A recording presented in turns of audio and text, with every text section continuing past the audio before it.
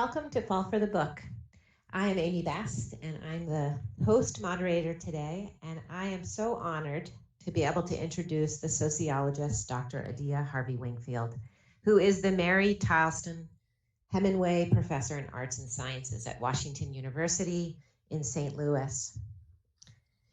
Dr. Harvey Wingfield is not only an award-winning book author, but a prolific writer. She's a regular contributor to Harvard Business Review, The Atlantic, and The Slate.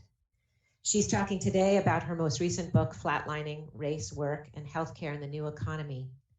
But that book is preceded by several others, including No More Invisible Man, Race and Gender in Men's Work. Her attention to race and gender has complicated our understanding of work processes, revealing the limits of concepts like the glass ceiling and the glass escalator, showing us how much those concepts are based in the lives of white folks working. She's helped us to understand the ways in which Black men and women face different sets of obstacles as she's brought a gender and race analysis to bear on her work. I am going to turn things over to her, but welcome, Adia. Thank you so much, Amy, for that introduction, and thanks to everyone for attending. I'm really excited to be here and to talk a little bit and to read a little bit from my most recent book, Flatlining, Race, Work, and Healthcare in the New Economy. Just as a little bit of background, the story behind this book is that I was interested in thinking a little bit more broadly than I had in some of my previous projects about the ways that larger macro level changes in society were having an impact on Black professionals. So as Amy mentioned, most of my research has focused on Black professionals in various occupations and professions to try to understand how and why racial and gender inequality persists in various jobs and what that meant for Black workers employed in positions as lawyers, as doctors, as nurses, in accounting, engineering, and so forth. But I was really curious about how these larger changes to how work is being restructured were having an impact on Black professionals, particularly in an environment where organizations now are a lot more likely to say that they want more racial diversity, even though that doesn't always come to fruition. So I'll read a little bit from the introduction, which spells out my thinking behind the book and some of the objectives that I attempt to tackle in the book. In a society that remains sharply stratified along racial lines, Black professional workers today are uniquely situated to offer insights into the current state of racial inequality in America's workplaces. After all, they occupy a complicated position at the center of many contradictory narratives. They are underrepresented in high status positions, yet perceived to be sought after because of their race. Organizational culture and discourse often lean toward colorblind narratives, even as companies say they want to attract more workers of color. Meanwhile, the professional jobs that Blacks have only recently been able to access are increasingly subject to more instability and fewer worker protections. As employees in environments that are often only nominally integrated, Black professionals find that their work lives reveal ways that race continues to function as a significant factor in these settings. As important as the story is, however, it is part of a larger narrative. Racial inequality has always been linked to issues of labor, work, and the broader economy in which those are situated. During slavery, races empowered the nation's economy. After emancipation, racial segregation enabled many whites to access jobs that moved them into the middle class. Today, Blacks remain underrepresented in the professional jobs that offer comfortable incomes, relative job security, decent benefits, and personal autonomy. But now, more organizations and industries acknowledge the need to attract more workers of color who can rapidly reflect a changing customer base. What can Black professionals' encounters with workplace racial inequality tell us about how organizations function in the modern economy? As it turns out, quite a lot. This book focuses on Black healthcare professionals to illuminate how organizations have changed in ways that create new forms of racial inequality. Black professionals' work experiences reveal contemporary forms of institutional and interpersonal racism. But these racial encounters are also linked to the ways organizations can devalue and appropriate Black labor in the current neoliberal economy. Take Randy Goodwin, for example. Randy is an ER doctor whose experiences growing up in an urban environment directly translated to his commitment to work in the public sector, despite the economic sacrifices this requires. Randy grew up not far from the hospital in which he now works, and he talks a lot about the ways that his personal and professional lives intersect as a result. In this setting, Randy actually sees his racial status as an advantage. In fact, one of the things that's striking about Randy's life and work is that while he has had some of the standard racial encounters you might expect to find in the life of a Black person working in an overwhelmingly white field like medicine, He states that race is much more salient to his life as something that helps him relate to patients. Most of the patients who visit his ER are people of color, and in that context, he sees race as something that helps create a rapport that allows him to do his job effectively. At the same time, however, he notes the ways race establishes subtle differences between himself and his white colleagues.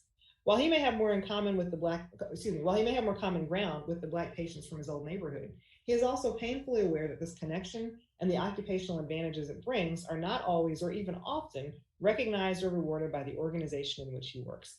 In a public hospital, in an era where privatization runs rampant, everything, including healthcare, is commodified, and public services are racialized and stigmatized. Randy thus finds himself doing this work without a comparable commitment from his white colleagues, who often denigrate their poor Black patients, or his institution, which rarely provides the resources and support that would help him to do his job more effectively. In the public sector, where Blacks are more likely to be patients than doctors, the facility where he works relies on his labor, but doesn't appear to value it. While Randy illustrates one way organizations depend on Black workers, Teresa Evans, a family nurse practitioner at a private clinic in Arizona, connects her experiences with workplace racism to the ways the industry needs to improve at both structural and interpersonal levels. Unlike Randy, Teresa refers to herself as having always been, quote, the token Black, suggesting that this description best explains most of her time spent working in nursing on elite floors and in elite clinics. Teresa has had to deal with fellow nurses who tell her that she doesn't deserve her highly coveted day shift position. She's had to learn quickly that she cannot afford to make mistakes because they will be exaggerated and scrutinized in ways that her white colleagues' errors are not, and had to figure out how to respond to white coworkers who racially stereotype Black patients while praising her for being different, and to swallow her frustration at being assigned the most demanding, difficult patients. It upsets Teresa that the organization where she works does not do much to address the challenges she faces, but she observes that her issues with nursing are not just personal. They are also a result of the structural processes that keep Black nurses in the minority. Teresa asserts that many potential Black nurses are excluded from nursing school as a result of a combination of institutional and cultural factors.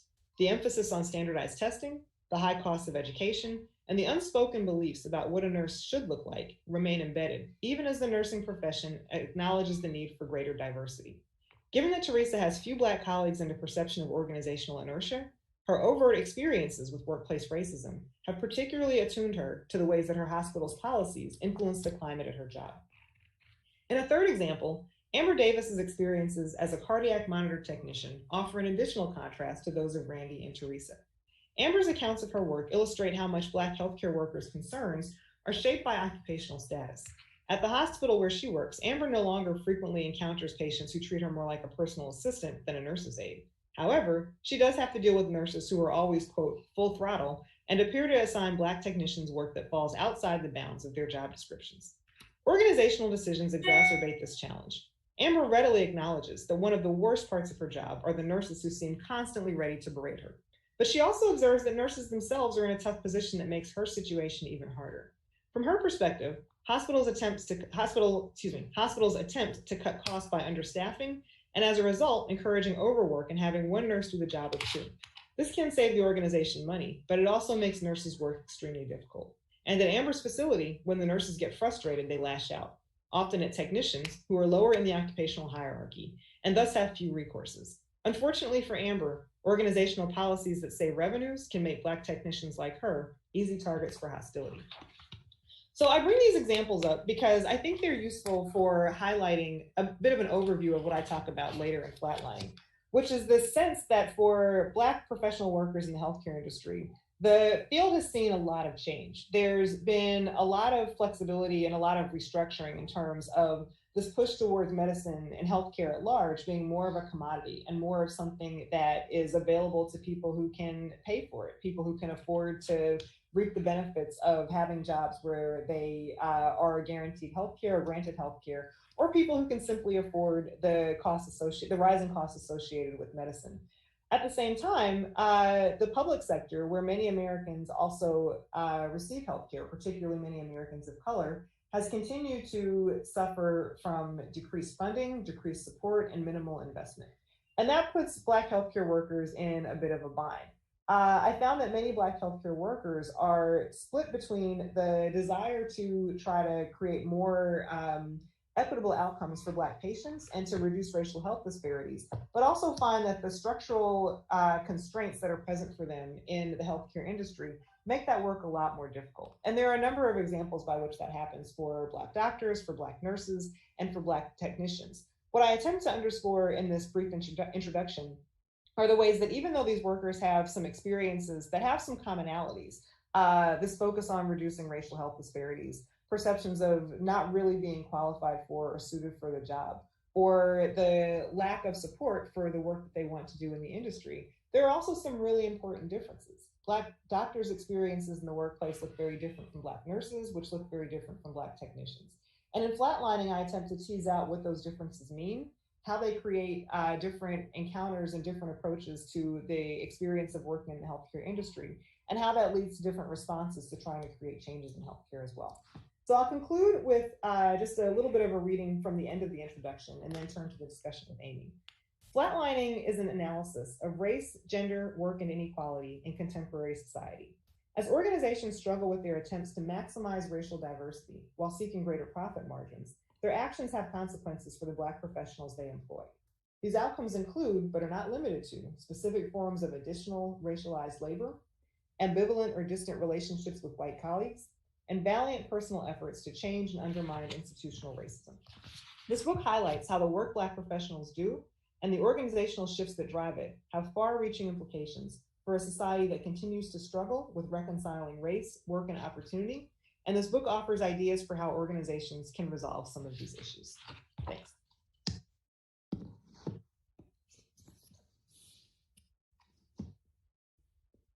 Thank you so much for sharing portions of the book.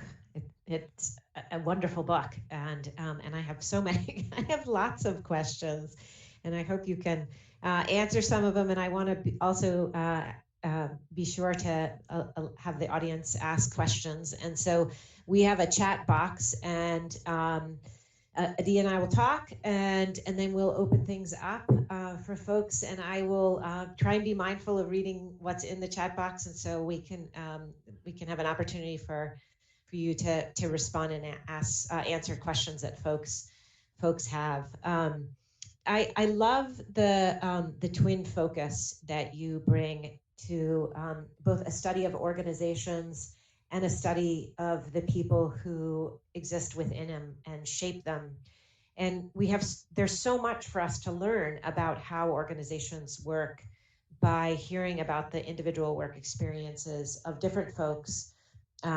Because the fact is that different folks we experience those work settings in like really radically different ways. And these are largely structured by social phenomena and our social identities. They play a huge role in patterning us. So I was wondering I have a few questions. I was wondering if you could talk a little bit about some of the differences that you did notice between in terms of the categories of workers, right? So that occupational hierarchy, which is sort of a feature of the status system, lots of organizations do have these very clear hierarchies. Sometimes they're actually more subtle. And if you could talk a little bit about how that played out differently for the doctors and the nurses and the tech workers. Yeah, absolutely. So one of the things that I learned pretty early on in this project was that healthcare as a field is extremely hierarchical and very, very stratified. Doctors inhabit a very clear space at the top of the industry, at the top of the hierarchy, rather, of the workers that I spoke with, and that was pretty much unquestioned. They were very clear that they were at the top of the pyramid, and they liked it that way, and that was something that they were pretty happy about. Nurses were in the middle. Technicians were at the bottom relative to the other workers. And interestingly, what I learned is that had a lot of impact on how Black workers in all three of those fields saw the types of challenges that they encountered in the workplace and how they tried to address those challenges. So for Black doctors, because of the status that being a doctor offers in medicine and in the healthcare field, one of the things that I learned was that while they experienced racial issues and pressures in interpersonal interactions in some cases, by and large, that was not for them a primary source of frustration in their jobs. And I have some thoughts about why that was the case, and I can talk about that more later if people are interested.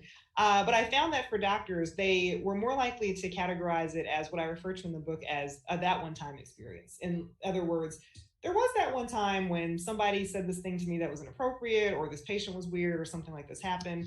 But they were very clear that those were usually rare, isolated incidents. Now, this isn't to say that race had no impact on doctors and how they experienced their work lives, but more so to say that when they talked about the ways that they felt that race had an impact on them as Black workers, it was much more so in terms of structural and cultural issues. The lack of access to mentors, the exclusion from social networks, cultural presumptions that as Black workers, they would have to work a little bit harder because they wouldn't receive the benefit of the doubt. Those sorts of issues were much more likely or much more commonly reported as from Black doctors as ways that they perceive racial challenges in the workplace. Nurses gave me very different responses. Nurses were more likely to say that while they also observed some structural challenges, they were way more likely to see very frequent, consistent, overtly racial experiences in their work. And there are a number of examples of this in the book that I cite. But they weren't, and I think it's important to think about hierarchy again, because nurses, unlike doctors, weren't quite at that position where their status put them in a role where they could either exempt themselves from interactions with patients or draw on the heightened status of being a doctor to shield themselves to some degree from some of the interpersonal challenges that doctors faced. And technicians were in a position where, relative to doctors and nurses, they were at the lower end of the hierarchy. And what that meant for many Black technicians was that this position meant that they often had to deal with, as I mentioned just in the introduction, they often had to deal with nurses who were predominantly white in ways that could sometimes prove conflictual and challenging. Nurses, sometimes within their purview, sometimes outside of their purview, would engage in delegating tasks or creating assignments for technicians. Black technicians often found that very frustrating, especially when those tasks were outside of the bounds of what they were actually supposed to be doing by virtue of their job descriptions. So they also, like nurses, were a lot more likely to identify interpersonal challenges that they faced in the workforce, but they also were very likely to highlight that as a consequence of institutional arrangements and how institutional structures that lead to overwork and that push workers, particularly nurses, to do a lot more, to work longer hours without support, left nurses in a very tenuous position where they were often frustrated. And in many cases, technicians felt they had to bear the brunt of that frustration because of the position that they held in the structure.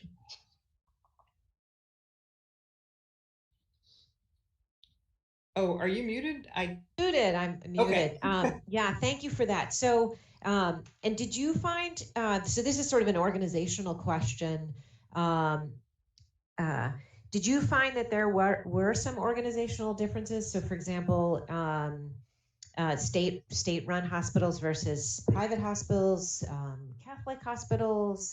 Was there a difference there? So that's a great question. In one of the chapters in the book, I actually devote an entire chapter to focusing on Black workers in public healthcare systems. Mm-hmm. So workers who are in the public sector, who are in hospitals that are publicly funded, which are a declining number of our hospitals today, again, because of the massive disinvestment that the public sector has seen. And what I found there was really interesting. It really highlighted that although there are differences in how Black doctors, nurses, and technicians perceive their work by virtue of their position in the occupational structure, the disinvestment in the public sphere has also created some common ground for those healthcare workers. And by and large, many of those workers were really attuned to the fact that they were experiencing what I refer to in the book as a concept that I call racial outsourcing and a related concept that I call equity work. So I argue in the book that when organizations say that they want to focus more on racial diversity and be more available to communities of color, but they do not put the resources, the energy, the programming, the funding, the attention into doing so, what often happens is they leave that work up to Black professionals and their employee. And that is the process that I refer to as racial outsourcing. Organizations say that they want this done, they do not do it, but they do either tacitly or explicitly take advantage of the labor of Black professionals in their employ to do that work of making the organizational space more available to communities of color. And I found that in public sector facilities, many Black healthcare workers were acutely aware of the fact that racial outsourcing was happening and that they were doing what I call the equity work, the labor of having to do that additional work of making these organizations more available, making sure that communities of color are treated more fairly, more equitably, more humanely, as the case may be.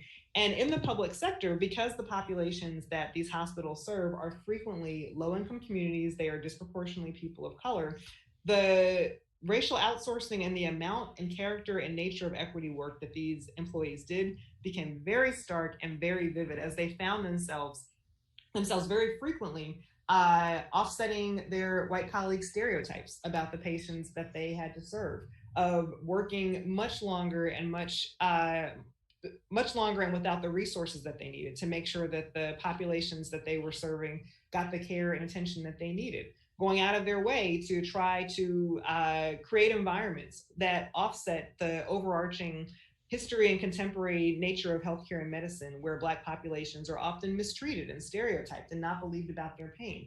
This ultimately became pretty much a second job. It put these healthcare workers in a position where the virtue of this equity work that they did was an enormous amount of labor that they were carrying by virtue of institutional arrangements that they often could not control or felt that they could not control, but that still benefited healthcare facilities because it allowed them to perpetuate themselves as being places that were attuned to these issues of diversity and that were concerned with communities of color and the care that they received.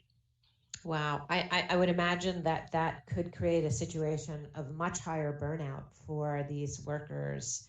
At the same time, I'm curious if that also helped to facilitate a kind of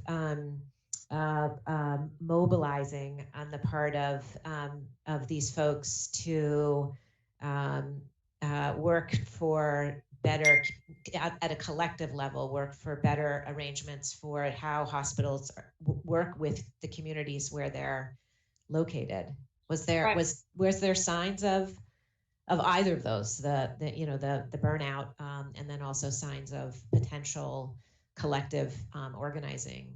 Right. Well, certainly burnout came up anecdotally through a lot of the interviews that I did. And to some degree, that is unfortunately a facet of the medical profession right now. Doctors show, and data on this was the case before we entered a global pandemic, but even before the coronavirus hit, doctors showed very, very high rates of burnout and frustration from the work that they are doing. And again, I think a lot of this goes back to institutional arrangements and the ways in which we have structured the way that we work. We often do not do it in a way that's beneficial for or advantageous for most workers. And doctors certainly bear the brunt of that. And again, that was before a global pandemic happened and we started learning just about how doctors weren't having access to PPE and other things that they need in order to do their jobs well. So certainly for Black doctors, the experiences of racial outsourcing and the consequential equity work that results, I learned anecdotally from my interviews, definitely put them in a position where they were very likely to feel burned out, frustrated,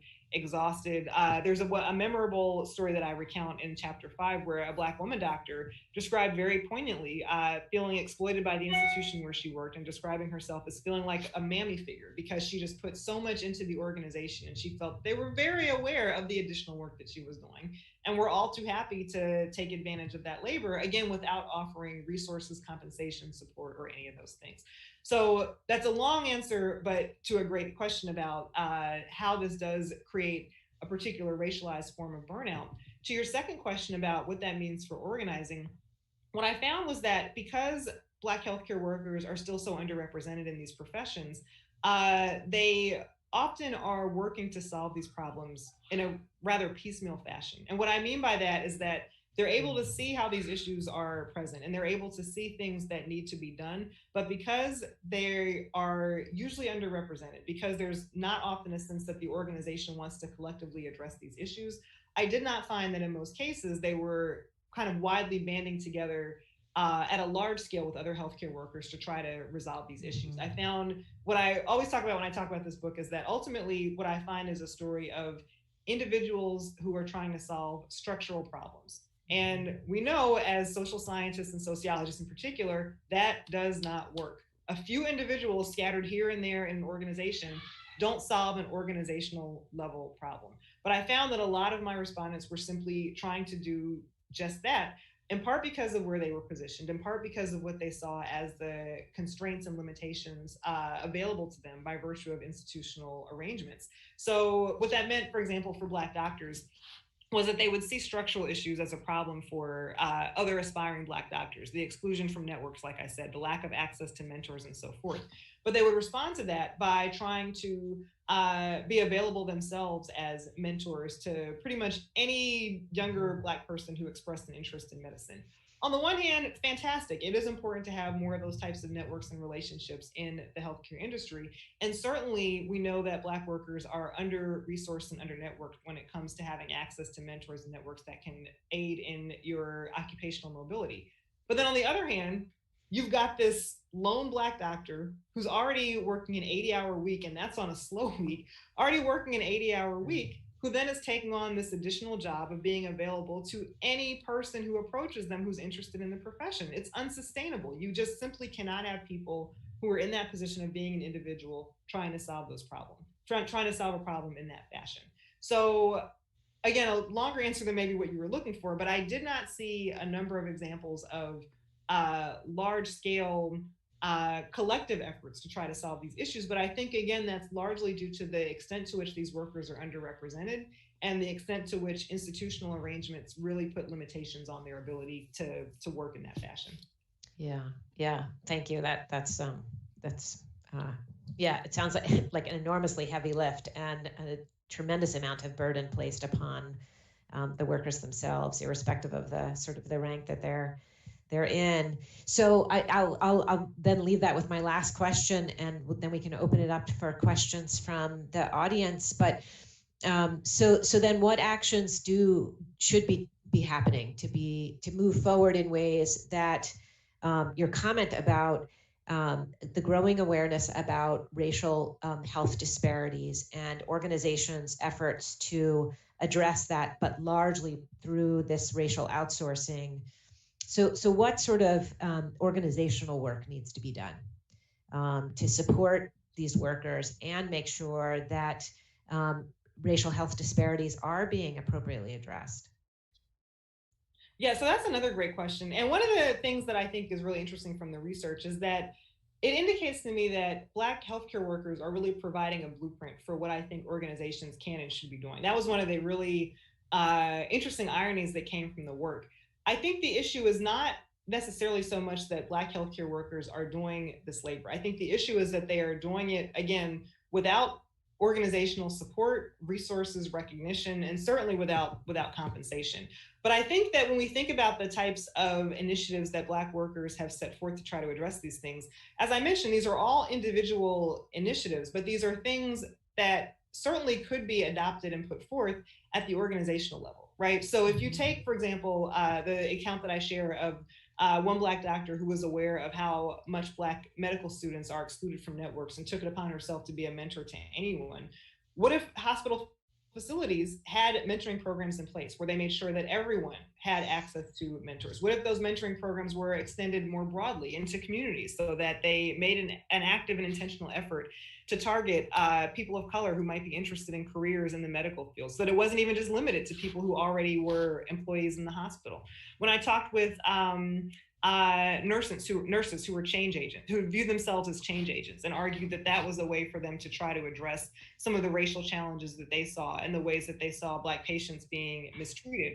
What if there were actual policies in place that governed how organizations set a baseline for the treatment of patients and made it clear that it's unacceptable to simply assume that a patient is faking or overstating their pain? What if that was a thing that organizations took into consideration, acknowledged that that is a reality that does happen to many Black patients, and actively address policies to try to address and resolve? When I talked with technicians, they shared accounts of feeling very vulnerable and isolated because they often experienced mistreatment from patients' families. That doesn't have to be the case. Organizations can make it clear that patients' families are not allowed to abuse the workers that are at the hospital facility. It can be a rule that you're not allowed to use racial slurs when you're dealing with a provider, and that if you are, you might forfeit your ability to be treated in that particular space. These are all things that like I mentioned, various individual workers were in support of or were actively doing, but these weren't things that happened at the organizational level. And I think that when you put them at the organizational level, they have a lot more power, they have a lot more bite, they have a lot more teeth, and they have a lot more of an ability to really create more long-standing institutional change than they do if only a few people scattered in the organization are trying to take those steps. Mm-hmm, mm-hmm. Yeah, I quite agree. So we have an audience question. I'm going to read it. Does your book talk about ways to take actions in support?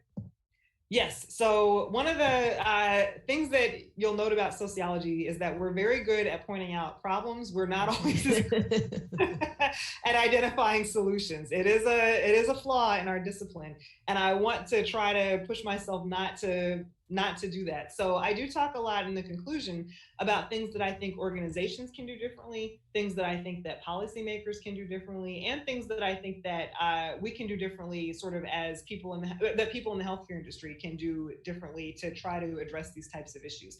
I think that there are, like I said, a lot of organizational changes that can happen that stem from some of the things that I saw Black healthcare workers doing in their work. But I also think that it's really important to push for and promote broader changes that offer more support and stability for workers. Part of why the context that we've seen is in place for the Black healthcare workers that I described is that over the past probably 30 to 40 years, there has been a consistent, pretty sustained assault on workers' rights and workers' capabilities and workers' abilities to do their jobs effectively and autonomously and independently. And I think that it's absolutely essential that we start reversing that and moving in a different direction and shoring up more protections for workers and more rights for workers so that they have more of a solid ground to stand on, and that these issues of racial outsourcing and equity work don't become so widespread and pervasive because workers do have more of a leg to stand on.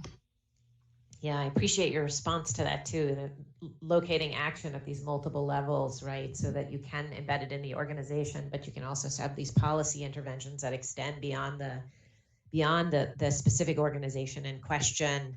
Mm-hmm. And ultimately, I think that those different levels of intervention are what can get us there. There's another question from the audience.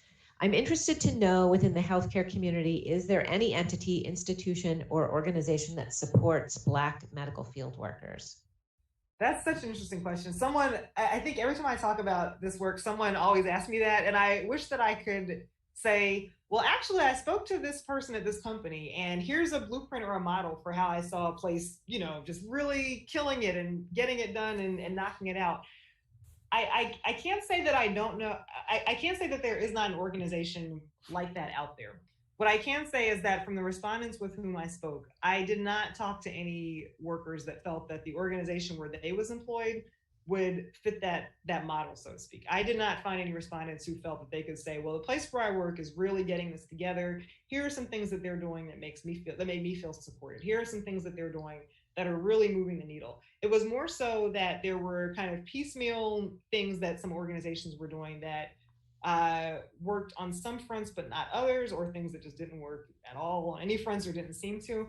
And I'll say that I think that part of the challenge here is something else that I try to uncover and talk about in the book, which is that I think many organizations often paint with a pretty broad brush when it comes to these issues of race and diversity. There's a sense that if organizations are even talking about wanting to create more racially equitable environments, there's not always the nuance of thinking about how that might look very different depending on where Black workers in question are employed. And that wasn't something that I really thought about or had a clear understanding of until I started doing this research. But if you have an organization, say, that's thinking, well, we want to create a better environment for Black doctors, so we are going to institute mentoring programs. We are going to make sure that we're not just limiting what we do to cultural competence. We are going to make sure that we've got networks in place. We are going to make sure that workers aren't burned out because they have those supports. That's fantastic, and that's excellent and important. But what are you doing for the Black nurses who work at your facility? What are you doing for the Black technicians who work at your facility? their experiences are going to be a lot different than what doctors are encountering. If you're only focusing on doctors because they're the most vocal, because they're the most high status, you are not really solving the problems that are facing the Black employees in your workforce, because you're still leaving nurses dealing with a lot of explicit racism on a day-to-day basis. You are still leaving technicians with doing the same thing and being explicitly instructed to do work outside of the bounds of their job description that does not apply to their white coworkers. So the short answer is that I cannot point to any institutions that seem to really kind of have this on lock. Again, that's not to say they aren't out there, but from my respondents, I did not find people who felt that their institution was successfully navigating these changes in a way that seemed to speak to the issues that they face. And I think part of that is because organizations may not necessarily be thinking about how these issues are common but very diffuse depending on occupational position. But I think that's necessary if you really want to make those kinds of changes. And I think that fits really nicely with the next question, which is, did you find there was a sense of community between Black doctors, nurses, and technicians, or were there instances in which the hierarchy of healthcare would bring each other down based on their title? That's a great question. What I found was that the extent to which there was community was more internal across profession, or within profession, than across professions. So I did not find that Black doctors, nurses, and technicians collectively seemed to have a sense of solidarity with each other. What I did find was that Black nurses, men and women, seemed to have more of a sense of commonality in their experiences, much more so than did Black doctors across gender. And the reason why, and I talk about this in the book in the chapters on doctors and nurses, I think the reason for that is that for Black women who were doctors, they talked a lot about the way that gender was a very significant factor that had an adverse impact on their experience in medicine. They talked about this a lot, to the point where when I would ask Black women who were doctors if they could tell me whether they felt that race had an impact on their work, almost to a person, the answer that they gave me had to do with gender, which was so interesting because that wasn't what I asked. But when I would say to them, again, can you tell me about whether or not race has an impact on your work? They would say, well, as a Black woman doctor, being a woman in this profession is really difficult. People think that you're just going to be here for a while and then you're going to have a baby, and they don't take you seriously. People assume you're the nurse. That happened to every Black woman doctor with whom I spoke, almost to a person. So there was much more of a sense that gender was a factor that was very prevalent and taxing for Black women physicians in ways that they did not see as significant for their Black men counterparts. For Black nurses, that was not necessarily the case. Black nurses encountered, again, a lot of explicit overt racial bias, often from their colleagues. And I think one kind of weird consequence of that was that it created a sense of bonding and commonality between Black women doctors and Black women nurses and Black men nurses, because there was a sense that we are all experiencing these challenges together. There wasn't a sense that either group experienced some relative privilege internally in that occupation. So yeah, I didn't see it between occupations, but certainly there were some encounters of it within professions. Really, that's really interesting. So here's another question, which is sort of looking out beyond the healthcare profession, which I just lost. Hold on a second. Oh, wait. How does what you found in healthcare illuminate other professions and institutions, including education, for example? Yeah, are those specific to healthcare? Yeah, that's a great question too. I talk about that some in the conclusion. The study obviously is focused only on healthcare workers, so I don't have concrete data that I can point to talk about what this might mean for other professions. However, speculatively, I think that some of the paradigms and themes that I uncovered in this book probably could be applicable in other professions as well, particularly this idea that occupational status matters and how Black workers perceive the impact that race has on them in these workplaces. I think, for example, if you look, the questioner gave the example of education. I think it would not surprise me if when you look at different levels in the occupational structure in the educational field, if, for example, Black workers at a university, if faculty and administrators had a different experience than staff workers, and if that experience was different depending on the level of staff worker that we're talking about in the particular hierarchy, it would not surprise me if that were to be the case. Similarly, when I talk about the devaluation of the public sector and how it's experienced so much disinvestment over the last 30 or 40 years or so, it would certainly not surprise me if people in educational institutions in the public sector found similarly that they were expected to do a lot more equity work and a lot more as a consequence of more racial outsourcing in those environments in ways that might not quite be so prevalent for workers in the private sector. So again, I can't back any of that up with actual data. I didn't conduct data in other industries, but I do think that parallel shifts and parallel trends are certainly present in other fields to where you would probably, my hypothesis would be that you would probably find similar outcomes based on those changing trends.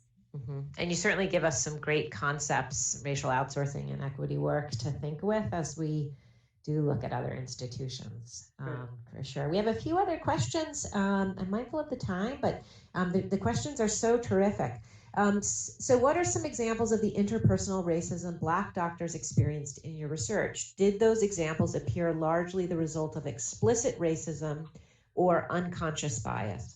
So another good question. So since I have the book close by, I can give some specific examples. So this is in the section of the first chapter called, the first section of the chapter, There Was That One Time, which talks about doctors.